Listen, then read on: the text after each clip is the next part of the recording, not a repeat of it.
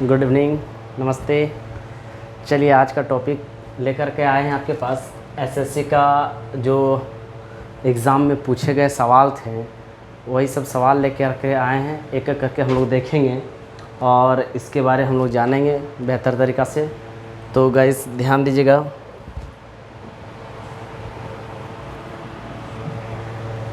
आप देख रहे हैं लिखा हुआ कि हौसलों के तरकस में कोशिशों का वो तीर जिंदा रखो, हार जाओ चाहे सब कुछ मगर फिर से जीतने की वो उम्मीद ज़िंदा रखो। बस आप वो हौसला, वो ताकत जिस तरह से आप स्टार्ट किए हैं क्लास को, उसी तरह से एकदम जब तक जॉब नहीं हो जाता तब तक हार नहीं मानिएगा। बस यही आपसे गुजारिश है। चलिए क्वेश्चन देखते हैं। पहला क्वेश्चन आपके स्क्रीन के पास है। क्वेश्चन कह रहा है, भारत में राष्ट्रीय आय का आकलन सबसे पहले किसने किया था? भारत में सबसे पहले राष्ट्रीय आय का आकलन किसने किया था?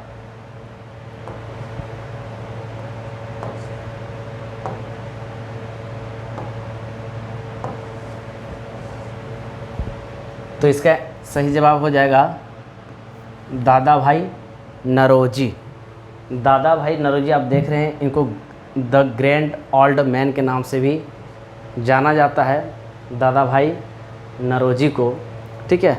और इनका जन्म जो हुआ था 4 सितंबर 1825, 4 सितंबर 1825। ये कहाँ हुआ था? तो गुजरात। कहाँ हुआ था गाइस? गुजरात में हुआ था। और इसने ईस्ट इंडिया एसोसिएशन की स्थापना भी किए थे। इसने ईस्ट इंडिया एसोसिएशन की स्थापना भी किए थे। चलिए अगला सवाल देखते हैं। सवाल नंबर 2 बोल रहा है, किसी देश का आर्थिक विकास किस पर निर्भर करता है? तो किसी देश का आर्थिक विकास प्राकृतिक संसाधन, बाजार का आकार, पूंजी निर्माण, यानी इनमें से सभी हो जाएगा। ठीक है। प्राकृतिक संसाधन, बाजार का आकार, पूंजी निर्माण और इनमें से सभी पर निर्भर करता है। नेक्स्ट सवाल है कि WTO का मुख्यालय कहाँ है? WTO वर्ल्ड ट्रेड ऑर्गेनाइजेशन, इसका मुख्यालय है जेनेवा। ये जेनेवा पड़ता है आपका स्विट्ज़रलैंड, और स्विट्ज़रलैंड की राजधानी कहाँ है? बर्न। आप देख रहे हैं ये एक असेंबली है जो जेनेवा का है। यहाँ पर बहुत सारे कंट्री के जो मेंबरशिप हैं वो पार्टिसिपेट लिए हुए हैं। ठीक है। और ये हमारा कॉन्टिनेंट है। पहले इसका नाम था गेट से हो गया क्या? WTO। ठीक है। ये चीज़ हम लोग को ध्यान देना है। चलिए अगला सवाल क्या है? अगला सवाल बोल रहा है कि मुद्रा आपूर्ति किसके द्वारा की जाती है? तो भाई सारा देख रेख जो होता है वो RBI के द्वारा होता है। किसके द्वारा होता है? RBI। चलिए RBI कहाँ है? तो RBI ने रिज़र्व बैंक ऑफ इंडिया, ये मुंबई में स्थित है। और ये महाराष्ट्र का राजधानी है मुंबई, जो मुंबई में स्थित है। और इसको हम भारत का फाइनेंशियल कैपिटल भी कहेंगे, यानी भारत का वित्तीय राजधानी मुंबई को, क्योंकि RBI यहीं पर है, बैंकों का बैंक इसको कहते हैं। और इसका स्थापना हुआ था 1 अप्रैल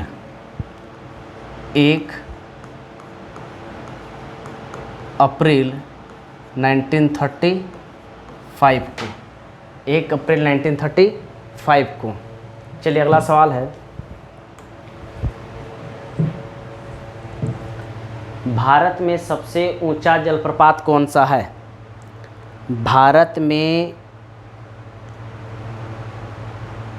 सबसे ऊंचा जलप्रपात कौन सा है? तो आपका सही जवाब हो जाएगा जोग जलप्रपात। सबसे ऊंचा जलप्रपात है जोग जलप्रपात। ये है आपका कर्नाटक में। कहाँ है? कर्नाटक में। जोग जलप्रपात का जो पानी आप देख रहे हैं जो गिर रहा है, ये जो पानी गिर रहा है यहाँ से, ठीक है, ये शरावती नदी पर बना हुआ है। कौन सा नदी पर बना हुआ भाई? शरावती।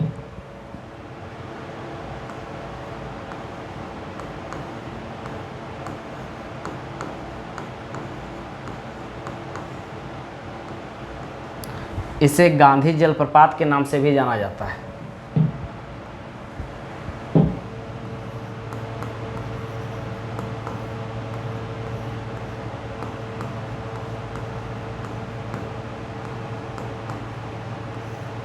इसे क्या बोलेंगे? गांधी जलप्रपात।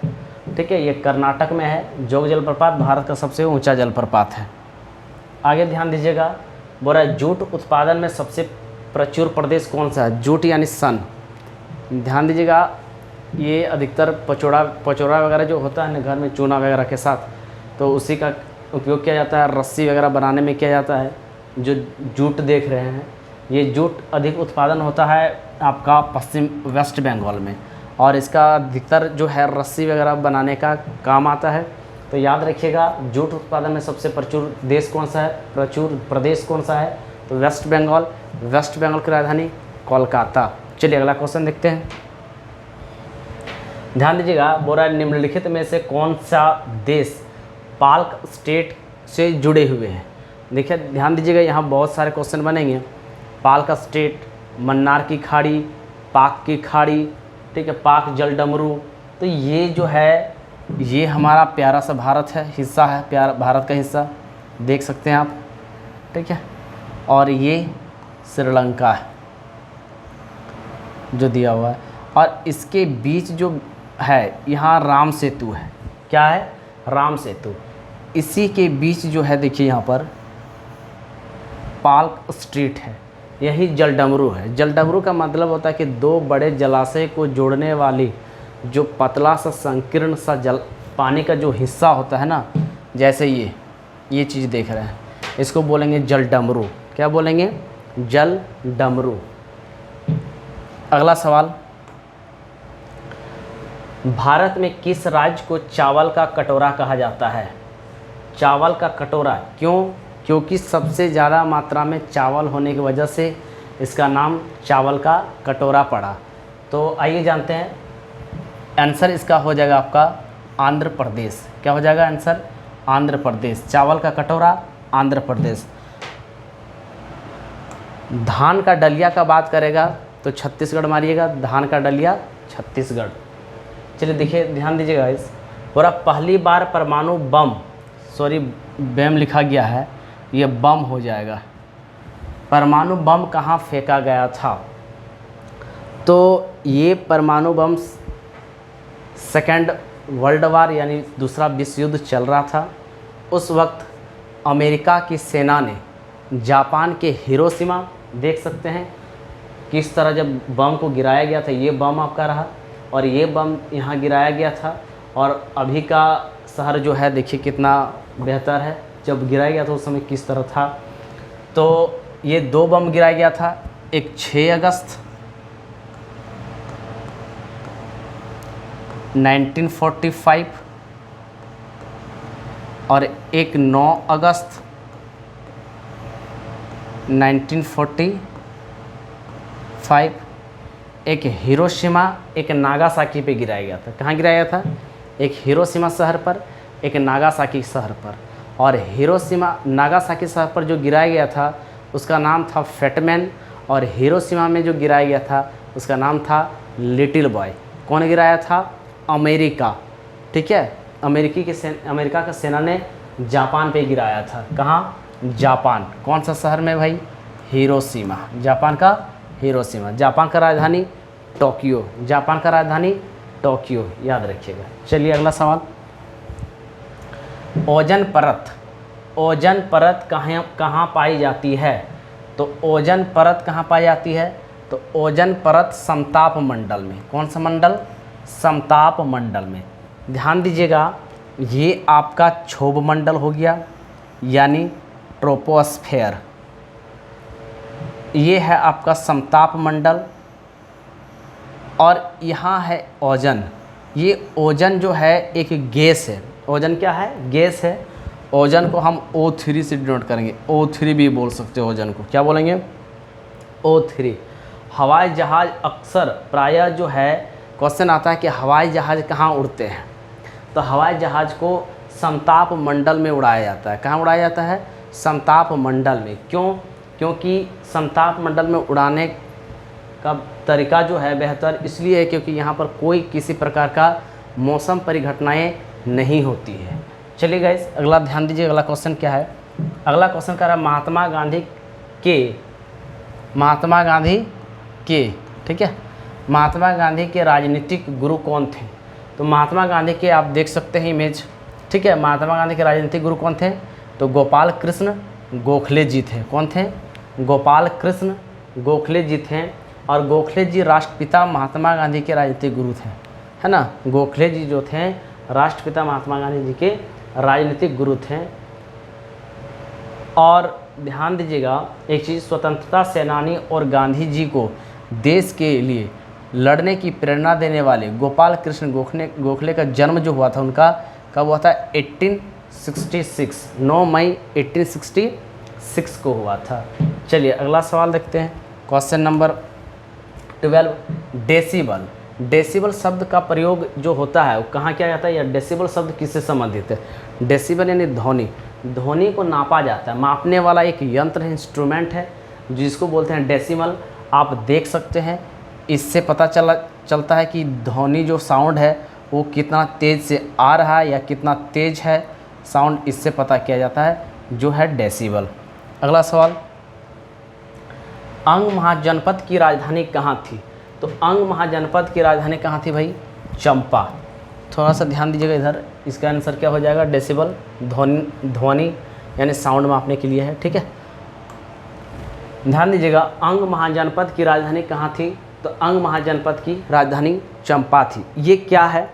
तो प्राचीन काल में ये प्रशासनिक जो इकाई था, ठीक है, अभी जैसे राज्य हुआ करता है ना, उसी प्रकार प्राचीन समय में, प्राचीन काल में ये जनपद हुआ करता था। क्या हुआ करता था? जनपद, जिसमें 16 महाजनपद का जिक्र किया गया है। और बौद्ध धर्म के एक ग्रंथ है जिसका नाम है अंगुत्तर निकाय। क्या है? अंगुत्तर निकाय, उसमें इसका जिक्र किया गया है 16 महाजनपद का। ये भी आपसे सवाल पूछ सकता है कि 16 महाजनपद की जानकारी किससे हमें प्राप्त होती है? तो अंगुत्तर निकाय यानी बौद्ध धर्म के अंगुत्तर निकाय से।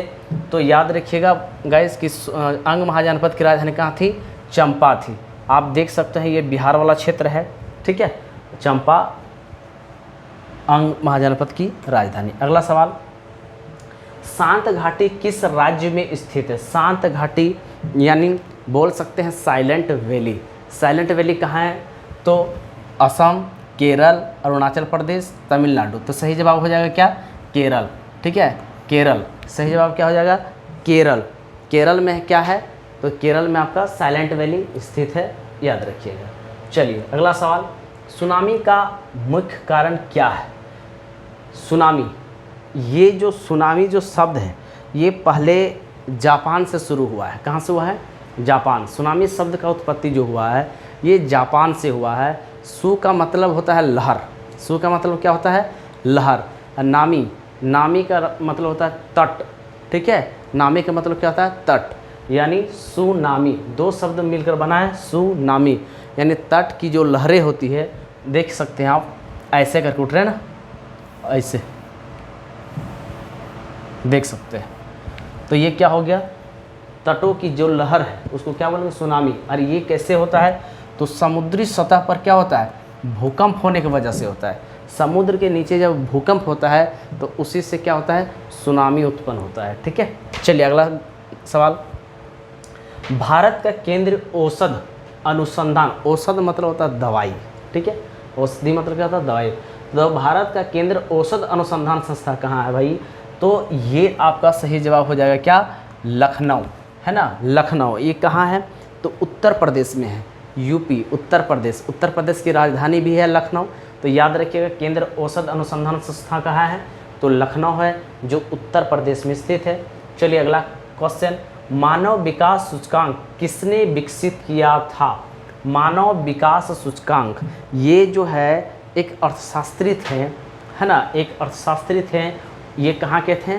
तो पाकिस्तान के रहने वाले थे। कहाँ के थे? पाकिस्तान के रहने वाले के एक अर्थशास्त्री थे जिनका नाम था महबूब उल हक। तो इसका सही जवाब हो जाएगा सी नंबर, महबूब उल हक। आप देख सकते हैं फिगर में, ये महबूब उल हक है, पाकिस्तान के इकोनॉमिस्ट हैं। ठीक है, चलिए अगला क्वेश्चन गाइस ध्यान दीजिएगा। बोल रहा है कृषि उत्पादकों को, क्या भाई कृषि क्या बोल रहा है, देखिए कृषि उत्पादकों को कोटि किस प्रकार निर्धारित की जाती है। ध्यान दीजिएगा, कृषि जो एग्रीकल्चर यानी कोई भी चीज़ आप ले रहे हैं कृषि वगैरह में, तो एक अच्छी गुणवत्ता के लिए, है ना, शुद्ध यानी क्वालिटी जो है तो उसको शुद्धता के लिए एक मार्क दिया जाता है। क्या दिया जाता है? एग मार्क, जो इंडियन गवर्नमेंट देखिए लिखा हुआ गवर्नमेंट ऑफ इंडिया, तो इसका आंसर जवाब क्या हो जाएगा? एग मार्क द्वारा। ठीक है, इससे शुद्ध यानी क्वालिटी का पता चलता है कि शुद्धता इसमें है। अगला सवाल है, भारत में न्यूनतम मजदूरी अधिनियम किस वर्ष में पहली बार स्वीकृत हुआ था? तो भारत में सबसे पहले न्यूनतम मजदूरी, है ना, सबसे पहले न्यूनतम अधिनियम मतलब होता है कानून। अधिनियम मतलब क्या था? कानून है, एक्ट बनाया गया था। कब बनाया गया था? ये 1948 में बनाया गया था। कब बनाया गया था? 1948 में। चलिए अगला सवाल देखते हैं। अगला सवाल कर रहा है इंसुलिन का आविष्कार किसने किया था? थोड़ा सा यहाँ मिस्टेक हुआ है टाइपिंग में। इसका सही जवाब होगा इंसुलिन का आविष्कार किसने किया था? तो बेंटिंग और वेस्ट ने किए थे। देखिए इंसुलिन है, इंसुलिन ये डायबिटीज़, इंसुलिन मतलब डायबिटीज़ यदि किसी बढ़ जाता है किसी को, तो ये इंसुलिन की सुई दिया जाता है। देखिए, है ना, इंसुलिन ये किया जाता है कम करने के लिए, ये इंजेक्शन है इंसुलिन का। चलिए गाइस, आई होप आपको समझ में आ रहा होगा। चलिए अमेरिका, ठीक है, अमेरिका का खोज किसने किया था? तो आप इनको देख रहे हैं, ठीक है, ये व्यक्ति थे, ठीक है, जो अमेरिका का खोज किए थे, निकले थे इंडिया का खोज करने के लिए। किसका भाई? इंडिया, कि हम इंडिया का खोज करेंगे, ठीक है, समुद्री मार्ग होते हुए। लेकिन ये खोज किसका कर दिए? अमेरिका का, ठीक है, अमेरिका का खोज किए। और ये किसने किए थे? कोलंबस ने, ठीक है। चलिए आपको एक चीज़ और बता दें कि अमेरिका का जो खोज हुआ था, अमेरिका का जो खोज कब हुआ था? 1492 में। कब हुआ था? 1492। ये इस चीज़ को याद रखिएगा।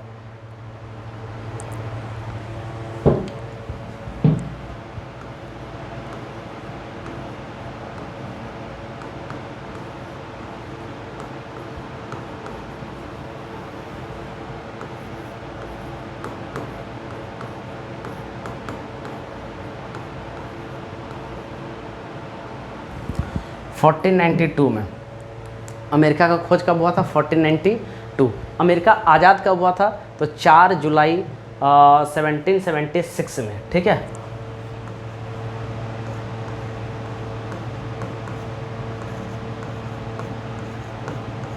याद रखिएगा 4 जुलाई 1776 में। अगला सवाल ध्यान दीजिएगा, क्वेश्चन नंबर 22।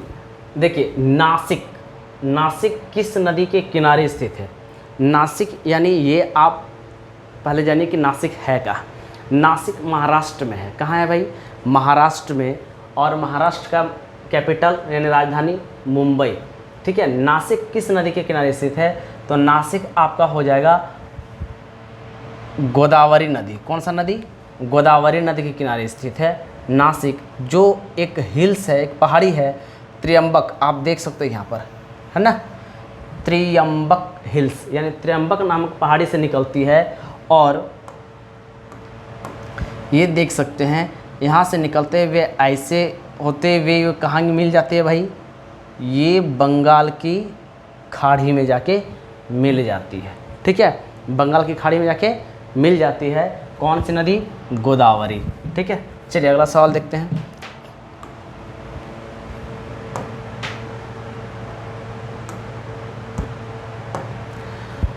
बोरा पेनिसिलिन किससे प्राप्त की जाती है? पेनिसिलिन, देखिए पेनिसिलिन प्राप्त की जाती है कवक, जिसको यहाँ तो कवक तो आपका दिया नहीं, लेकिन कवक को हम बोल सकते हैं फफूंद। किससे प्राप्त की जाती है? फफूंद से। याद रखिएगा, पेनिसिलिन फफूंद से यानी कवक से प्राप्त की जाती है। अगला सवाल है, पित्त का स्रोत क्या है? पित्त का स्रोत क्या है, यानी पित्त जो है कहाँ से निकलती है?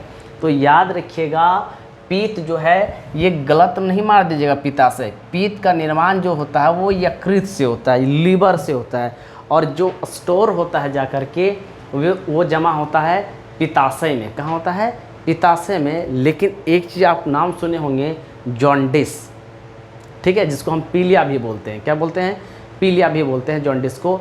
देखिए, जब यकृत ज़्यादा मात्रा में यदि पित्त का निर्माण करने लगे तो स्टोर करने का है क्या? पित्ताशय। स्टोर पित्ताशय में होता है, लेकिन ज़्यादा मात्रा में होगा तो क्या स्टोर होगा पित्ताशय में? नहीं, बाहर होने लगेगा। तो जब बाहर हो जाता है ज़्यादा मात्रा में तो वो शरीर में फैलने लगता है बाहर, ठीक है। पित्ताशय से बाहर जब आता है तो शरीर में फैलने लगता है, जिससे क्या होता है? पीलिया या जॉन्डिस हो जाता है। पूरा शरीर देखिएगा पीला पीला होने लगता है। तो इस चीज़ को याद रखिएगा। सवाल नंबर 25 बोल रहा है कि निम्नलिखित में कौन सा प्रक्षेपास्त्र भूमि से वायु में जाने वाला प्रक्षेपास्त्र है? तो आप देख सकते हैं इस फिगर को, ठीक है, ये आप देख सकते हैं। ये कौन सा है भाई? त्रिशूल। क्या है? त्रिशूल, ठीक है। एक मिसाइल था, एंटीटेक मिसाइल, जिसका नाम था नाग।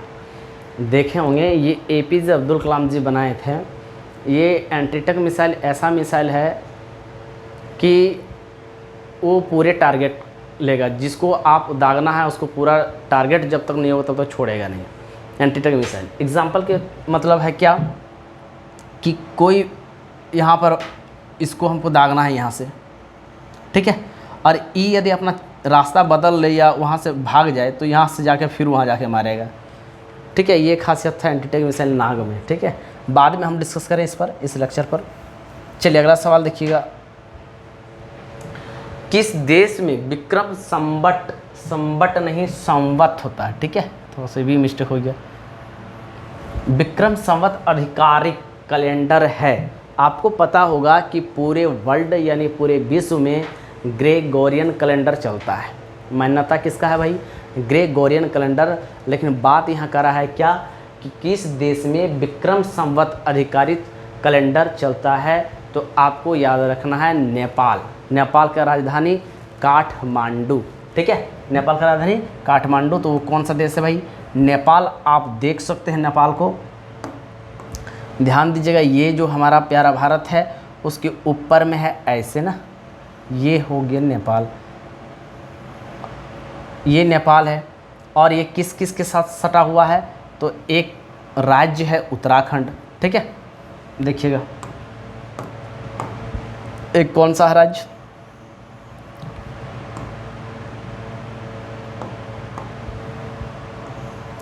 एक राज्य है उत्तराखंड, जो सीमाएं जो टच करती है 275 किलोमीटर, 275 किलोमीटर। और एक राज्य है क्या भाई? सिक्किम, जो 99 किलोमीटर सटा हुआ है। और बिहार भी है, ध्यान दीजिएगा, बिहार भी है, उत्तर प्रदेश है, बिहार, उत्तर प्रदेश, उत्तराखंड और सिक्किम, यानी 1, 2 और वेस्ट बंगाल। एक क्या है भाई? वेस्ट बंगाल, यानी 1, 2, 3, 4, 5, यानी भारत का 5 राज्य नेपाल के साथ सीमा साझा करता है, यानी सटा हुआ है, ठीक है। चलिए इस चीज़ को याद रखिएगा, सवाल भी पूछ सकता है एग्ज़ाम में, ठीक है। चलिए अगला सवाल कहता है कि गांधी जी द्वारा सन 1933 तक संपादित समाचार पत्र का नाम क्या था? जो महात्मा गांधी का जो पत्रिका था वो उसका नाम क्या था? तो याद रखिएगा, वो उसका नाम था यंग इंडिया, यंग इंडिया। चलिए गाइस अगला ध्यान दीजिएगा। एक और सवाल यहाँ थोड़ा सा आपको कर दें कि महात्मा गांधी ये सवाल जो आता है कि महात्मा गांधी अफ्रीका कब गए थे, अफ्रीका से भारत कब आए, और चंपारण सत्याग्रह कब हुआ, डांडी मार्च कब हुआ, या और इससे खेड़ा सत्याग्रह हो गया, अहमदाबाद मिल मजदूर। इसके लिए जो गांधी जी के बारे जो इनका जो बनाएंगे वीडियो, एक अलग गांधी जी के लिए स्पेशल बनाएंगे, उसको भी आप देखें। ठीक है, इसको हम ख़त्म करते हैं, उसके बाद अगला जो बनाएंगे हम गांधी जी को के बारे में ही बनाएंगे। ठीक है, चलिए अगला सवाल देखिएगा। सवाल नंबर 30 बोल रहा है कि भारत सेवक समाज की स्थापना किसने किए थे? भारतीय सेवक समाज के बाल गंगाधर तिलक जी, गोपाल कृष्ण गोखले जी, सुरेंद्र नाथ बनर्जी या दादा भाई नौरोजी। तो इसका सही जवाब हो जाएगा क्या? गोपाल कृष्ण गोखले जी किए थे। किसने किए थे? गोपाल कृष्ण गोखले जी। चलिए गाइस अगला सवाल ध्यान दीजिएगा।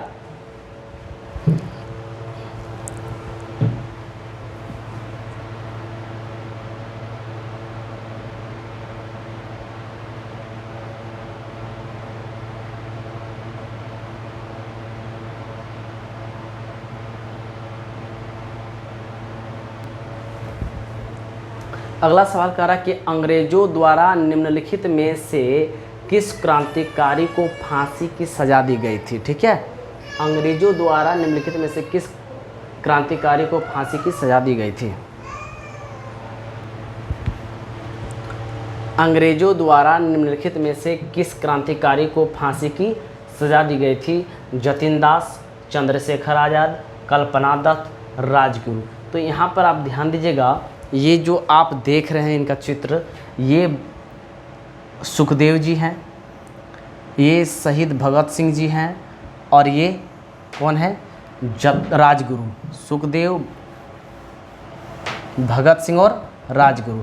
इनको 1931 में फांसी दिया गया था। कब दिया गया था भाई? 1931 में। तो इनमें से जो फांसी दिया गया था वो कौन थे? राजगुरु थे। राजगुरु, सुखदेव और भगत सिंह। यदि यहाँ पर महात्मा गांधी जी ने लॉर्ड इरविन से एक समझौता हो रहा था, गांधी इरविन समझौता 1931 में, लेकिन गांधी जी यदि एक बार कह देते हैं कि इन तीनों को फांसी की सज़ा माफ़ कर दीजिए, फांसी नहीं होना चाहिए, तो फांसी की सज़ा माफ़ हो जाता। लेकिन गांधी जी एक बार भी इन लोग के बारे कुछ बोले तक नहीं। ठीक है, तो याद रखिएगा 1931 में इनको फांसी दिया गया था। उस समय वायसराय थे लॉर्ड इरविन। लॉर्ड इरविन, तो उसमें से क्या होगा भाई? D number answer. अगला सवाल ध्यान दीजिएगा। बुरा मोती मस्जिद निम्नलिखित में से किस नगर में स्थित है? आप देख सकते हैं ये मोती मस्जिद का चित्र है, और ये मोती मस्जिद कहाँ है भाई? आगरा में। कहाँ है? आगरा में है। चलिए अगला सवाल। निम्नलिखित में से विटामिन ई का अच्छा स्रोत कौन सा है? ई का रासायनिक नाम है टोकोफेरॉल। क्या है? ई का रासायनिक नाम है टोकोफेरॉल। और ये अच्छा स्रोत क्या है? ताज़ी सब्जियां। क्या है भाई? ताज़ी सब्जियां देख सकते हैं। लेकिन अभी का सब्जी जो है जहर है। अभी का जो सब्जी है सारे सोचिए तो जहर है। क्यों? क्योंकि इतना इसमें सब्जी जब उगाया जाता है, तब उगाने के क्रम में जब फूल वगैरह जब लगता है ना, तो इस पर इतना कीटनाशक दवा जो है छिड़काव किया जाता है, जो बहुत हानिकारक है। लेकिन क्या करें, मजबूर है, खाना पड़ता है। लेकिन सबसे ज़्यादा भारत में जो यूरिया वगैरह या खाद की खपत जो होता है वो कहाँ होता है? पंजाब में। इस चीज़ को याद रखिएगा। चलिए गाइस अगला ध्यान दीजिए। अगला सवाल क्या है? पेनिसिलिन किस प्रकार की जाती है? अच्छा, ये सवाल 2 बार रिपीट हो गया, तो इसका आंसर क्या था? फफूंद। ठीक है, कवक है ना। चलिए अगला सवाल क्या है? मानव शरीर में कुल कितनी हड्डियाँ? एकदम बच्चा वाला सवाल है ये तो। ये सारे 6-7 क्लास या 3-4 क्लास के बच्चे को पता रहता है। ठीक है, कितना? 206 हड्डी है ना। चलिए अगला सवाल। पीत का स्रोत, देखिए फ्री भी आ गया। पीत का स्रोत कहाँ क्या है? तो पीत कहाँ से निकलता है भाई? यकृत से। ठीक है, और जमा कहाँ होता है? तो याद रखिएगा, पीत जमा होता है कहाँ? पित्ताशय में, है ना। जमा होता है पित्ताशय में। उस विटामिन का नाम बताइए जो किसी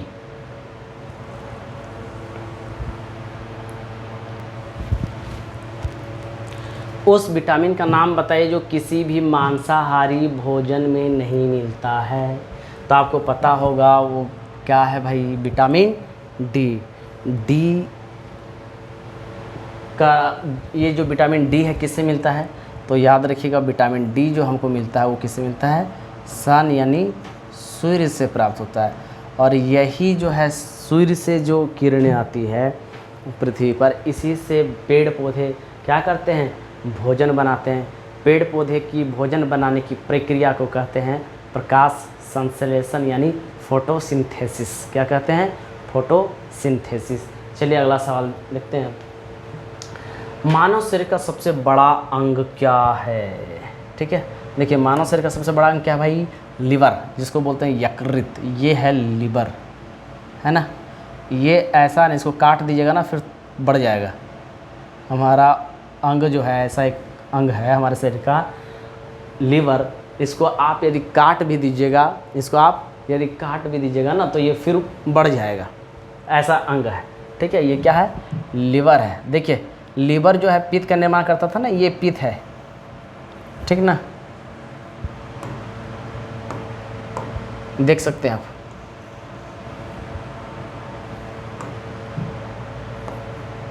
चलिए अगला सवाल ध्यान दीजिएगा।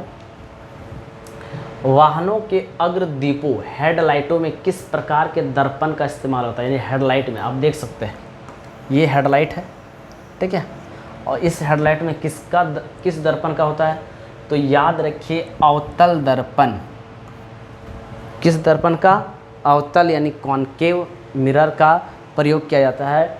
और पीछे के वाहनों को देखने के लिए कॉन्वेक्स मिरर का प्रयोग किया जाता है, यानी उत्तल दर्पण।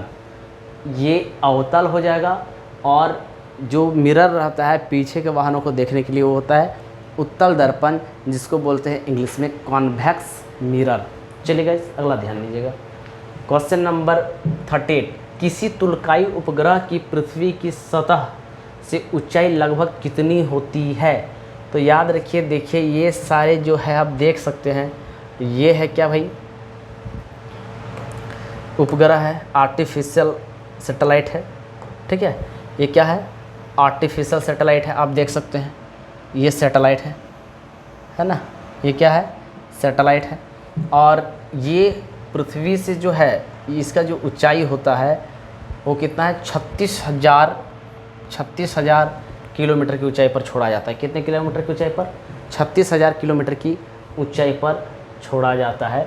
याद रखिएगा, पृथ्वी की सतह से, पृथ्वी की सतह से। अगला सवाल ध्यान दीजिएगा। किसी बिजली की इस्त्री को गर्म करने के लिए किस धातु का प्रयोग किया जाता है? तांबा, निक्रोम नहीं, नाइक्रोम होगा, जास्ता, टंगस्टन। तो याद रखिएगा नाइक्रोम का। किसका क्या था भाई? नाइक्रोम, है ना, नाइक्रोम का। ये आप देख रहे होंगे हीटर का कुंडली ऐसे ऐसे रहता है ना, इस तरह से रहता है हीटर वाला। तो हीटर वाला जो आप देख रहे हैं ना उसको क्या बोलेंगे? नाइक्रोम बोलेंगे। क्या बोलेंगे उसको? नाइक्रोम, ठीक है। हीटर का हो गया या आयरन का, ये सब का। देखिए सूर्य के सबसे निकट कौन सा ग्रह है? सूर्य का निकट, सूर्य के सबसे नज़दीक ग्रह, देखिए सूर्य है, ये क्या भाई? सन है ना। ये क्या है? सन है, ये सन है। आप देख सकते हैं ये छोटा सा बुध, शुक्र, बुध, मरकरी, शुक्र, वीनस, बुध, शुक्र, पृथ्वी, अर्थ, बुध, शुक्र, पृथ्वी, क्या हो गया? मंगल, ये हो गया बृहस्पति, ये हो गया शनि, सटर्न, अरुण, वरुण, ठीक है। इस चीज़ को याद रखिएगा। फिर से एक बार हम रिपीट कर दे रहे हैं।